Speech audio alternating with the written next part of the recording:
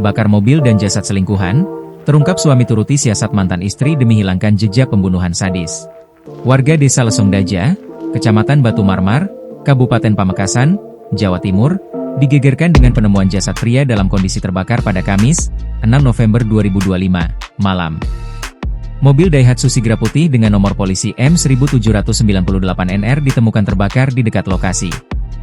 Lokasi penemuan jasad cukup jauh dari pemukiman sehingga api baru terlihat setelah membesar.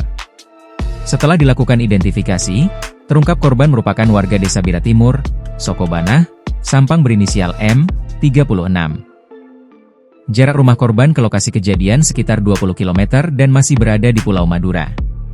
Jenazah sempat divisum di RSUD Smart Pamekasan, sebelum diserahkan ke keluarga untuk dimakamkan.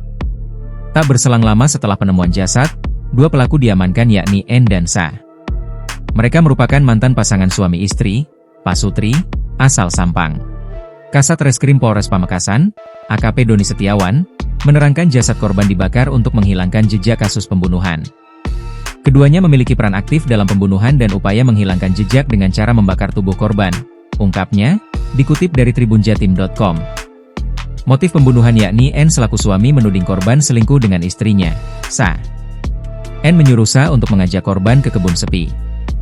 Di sana N membacok korban menggunakan celurit hingga tewas. Sa membantu merencanakan pembakaran jasad beserta mobilnya. Untuk barang bukti yang diamankan, 1 unit mobil Daihatsu Sigra warna putih milik korban, celurit, pisau milik pelaku, serta jaket dan motor Vario milik pelaku, imbuhnya.